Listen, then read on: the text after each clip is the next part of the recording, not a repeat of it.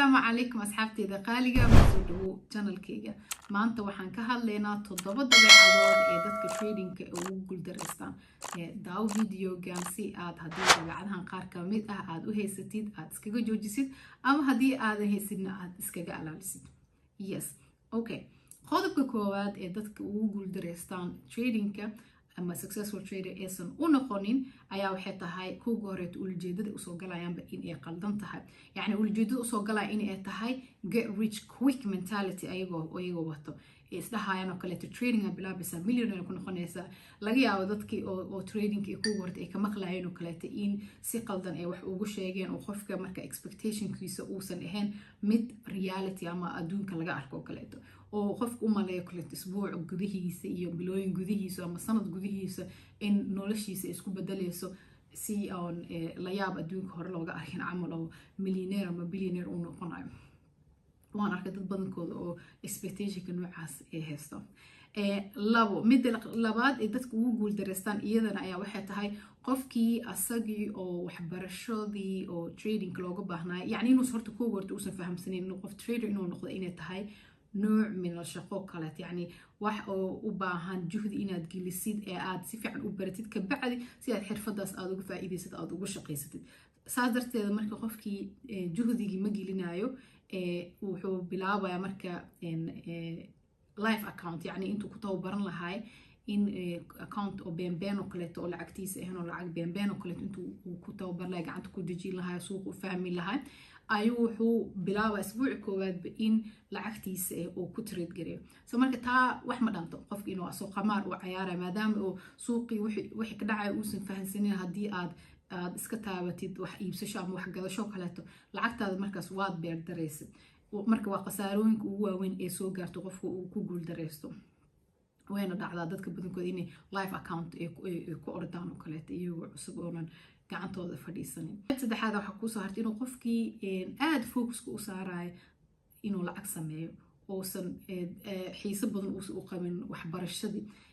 waxbarashadan horta tradingka qof ma noqon karo waxa waaye maadaama xooga maanta oo dhan saaraysid inaad chart aad aqrisid suuqa sida loo aqrina abarat iyo wixii lamid ah qof oo xiise rasmi u haay bas leh kasoo bixi karo qofa xiise u heen ciyo wuu joojinayaa inuu sii wado so marka tan waa mid oo kalifis inuu qofkii inuu inta meesha wax ka baran lahayo kaleeto oo maanta xoog oo saaray inuu dad kaleeto oo ku dhaho adi ii soo dir idea oo diyaar ah waa gadanale aniga adi ii sheeg yani copy paste nooc min copy paste oo kaleeto taasna ii kala badankooda ay tahay waxyaabada badankooda ee khasaarada ay ka helaan marka taas waa qodobka saddexaad qofkii waxbarashadii ma rabiyo inuu xirfadan waxbarashadeeda uu sameeyo xirfadan uu barto wuxuu rabiyaa easy way inuu sameeyo yes midda kale ku soo harta iyadana waxay tahay qofkii qodobka afraad ee dad badan aan arkay in ku khasaarin especially horta Soomaalida ay u badan tahay in uusan fahansanin horta rulkan investment dhanaa ka siman ma ahaan wax kaliya oo tradingka kaliya ku kooban haddaaba wax investment gareynaysa xasuuso markasta investmentiga risk ayaa ku jiro lafahaagii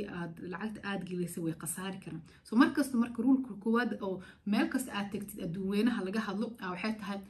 lacagta aad investment gareynaysid ha ahaato lacag aad ka kaaftoontay lacag oo haddii ay khasaarto ama ay dhunto aadan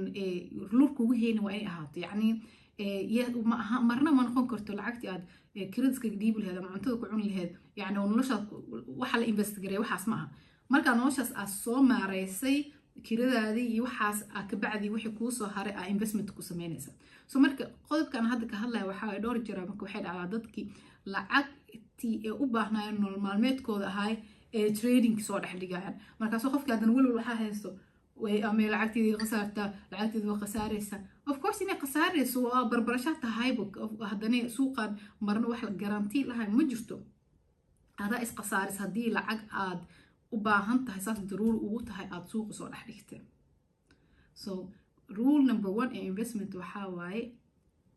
don't invest money that you can't afford to lose sidoo kaleeto qofkii waxaa laga yaabaa accountkiisa soo yar yahay oo aan dhahno kaleeto $500 ee ku jirto in uu risk managementigiisa uusan ka fakaraynin haddii trading aad samaynaysid amaba investment meel kasta ee ka imaada aad samaynaysid risk managementigaaga waa wax ugu muhiimsan yacni waa in qofka mentalitysa uu ahaada faa'iido waa plus wax ma iga dhibeyso laakiin markastoo ayna iska difaacaa tii aan la imaaday lafahaygii inay iga khasaarin taaba kasi iskaga difaaci kartaa inaad risk levelka aad ka dhigtid the lowest samaha waxa ugu yar oo aad u yareysid oo aad noqoto 1% ama 2% especially dadka markiinu maalin kasto trade gareeyo kaleeto 1-2% inay dhaafin waayo yacni investmentiga caadiga waaweynka ee la sameynayo maxaa lahaa sanadkii dhan waa inaa khasaaradaadii iyo faa'iidadaadaba ee ahaataa inta u dhexeysa 8 ilaa 12% samaha marka adiga oo day trader waa ka riski weyn tahay oo maanta oo dhan aad trade gareynaysaa suuqa waxaa laga yaabaa inaad marar badan aad qaldan tahay marka macnaheed waxaa inaa risk managementiga uu sii wanaagsanaado oo 1% ama 2% oo ahaaday laakiin dadki maxay sameynayaan asagio account yariis haystay buu risk management ma sameynayo almost 50% camal risk gelinaya hal mar uu qaldamaa ku filan in accountka dhan ay ka qaraxdo sidoo kaleeto leverageka lotyaasha ee saaranaya xitaa aad u waaweyn wax ee accountka aysan xamili karin markaas asiga ulajeedkiisa waxaa waaye wuxuu isdhahayaa haddii aad يعني هوبا كجر هدي آد كوجولي ستريت ha kuu dabal jibaarmato laakiin haddii aad khasaartidna kaan kuu qarxay waa inaa rule number 1 aad soo xasuusatid faa'iido wax ma kaa dhigto faa'iido meesha wada joognaa laakiin khasaaro iska alaaliskis meesha waxa u joogtaa inaa wax korisid inaa wax khasaariso suuqa aasiisid uma joogtid so taasna waxaa waay khasaarooyinka badankood dadka ee soo gaarta waxayna kusoo gaartaa dabeecad xumada iyo iimaanka iska qaadaya yacni greedy haddaad tahay suuqa lagugu targan greedy haddaad tahay investor ma noqon kartid greedy waxaa lahaa dadka oo maanta oo dhan oo ka fikiraya le waxaas dhiya fikra waxaas boqolkan 200 sii noqon 500 haddii maanta iimaanka iska qaadaysaas u fikiraysid investment wala trading midkood laguma targal iska saaro iska lacagtaada barkinta hoosteeda gasho meesha ku nabad qabtaa yes maxaa kale dabeecad kale iidan ku soo hartaa waxay tahay in qofkii uusan haysanin routine يعني investment routine ama trading routine waa inaa haysatid oo suuqa waqti cayiman oo kaleeta aa wax ka gadanaysid haddaa xataa investment long term aa sameynaysid xitaa sanadkii hal mar ama 2 mar camal inaad baakii placementiga aa kala wareejinayso karto meesha haddii percentage uu ku bato shirkada ay ku badato kaleeto aad haddana kala qiiqaybinaysa iyo wax lamid day trading haddaa sii tahayna sidoo kaleeto waa inaa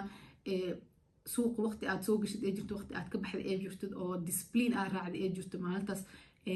aad faa'iido aad raadinaysid ee ku cayiman tahay khasaarada ay ku soo gaartay aad suuqa uga baxaysidna ee ku cayiman tahay sidoo kaleeto focused inaad tahay aadan yacni dadka khasaarada soo gaartay badankeed waxaa waaye suuq maanta oo dhan ama galabay soo galaan ama subaxay soo galaan ama habeenay soo galaan maanta mar maalin kasta goortii ka qabatay isku soo dhex fadhiisanayaan sidoo kaleeto focus ma saarayaan shirkado ama lacago oo gooni ah wax kasta iska rabaan يعني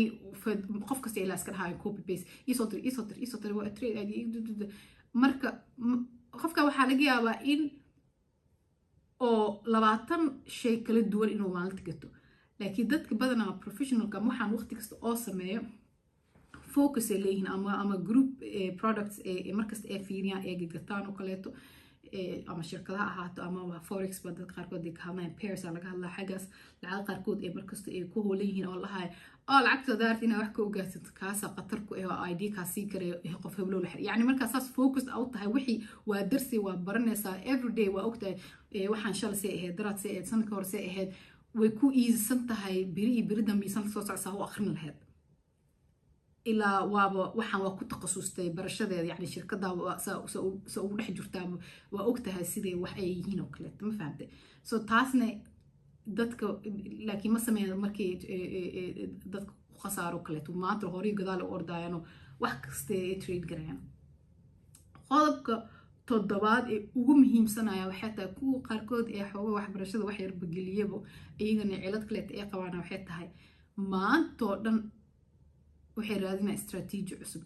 istaraatiiji oo fudud oo millionaire lagu noqonayo iyo istaraatiijiyada la isticmaalaya iyo istaraatiiji oo yani maanta on strategy way bedelayan war dhageyso strategy kasta way shaqeynaysaa the only thing you need waxaa waaye in aad aamintid ee aad ku dhegtid ee aad ku mitidid mid kale xusuusno waxaan technical analysis ama all different analysis oo la isticmaalayo badankeeda waxa kaliya aan waxa lagu saadaalinaya waxaa wixii hore usoo dhacay marnaba mustaqbalka qof oo garanti ogaan kara ma jiro meel kastaan ku qoranta ama meel kasta lagu sheega waxaan waa saadaalis leh inta badankeeda waa lagu guuleystaa laakiin at the end of the day tomorrow wax dhacayo ama second hour wax dhacayo way isbedeli kartaa oo nobody yani waa potential waxa dhan laga hadla waa potential so nobody can know 100% for sure so strategy oo shaqeynaysay oo wax ka qaldaneen oo fiican ah waxa laga yaabaa un marketka maalintaas how it was behaving in kugu shaqeyn weysa ama strateejiyada xitaa mararka qaarkood waa laga yaabaa inay shaqeyn waayaan laakiin macnaheeda ma ahan inaa markay shaqeyn weysa aad ka carartid ama strategy cusub maantan aad raadsid dadka badankooda yani aad successka arrinkan aga noqday hal strategy haystaan hal waqtiga suuq soo galaan focused group ama pairs haystaan yani waa inaad saas kaleto u dhaqmi kartid qofkaas si kasta oo bad day ama bad month ama bad year oo u haysto never strategigooda kama tagaan so marka waxaa dabeecadaha lagu yaqaan dadka tradingka ku khasaara ayaa waxay tahay inay maanta oo dhan kuwad ay raadinayaan that one strategy that can change everything ma jirto ko iyo inay maanta oo dhan kan tijaabi hal meel oo loogu tagay aysan jirin marka dabeecadahan hadda aan kasoo sheekeyay waa 7 dabeecadood haddii aad wada qabtid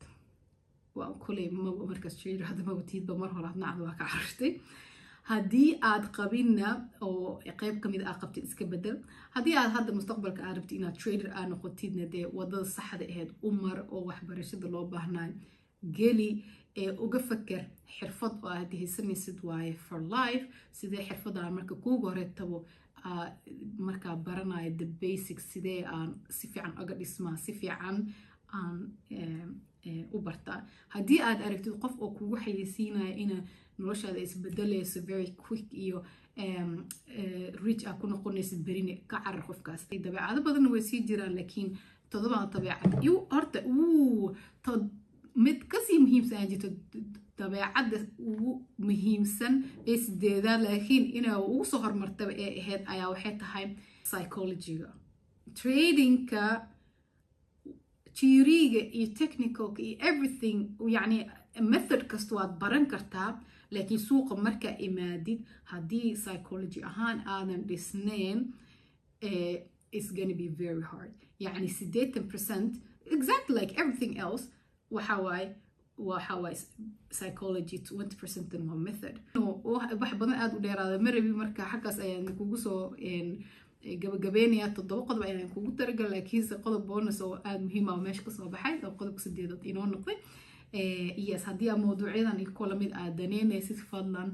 hoos iigu soo qor waxa su'aalo aad qabtid waxaad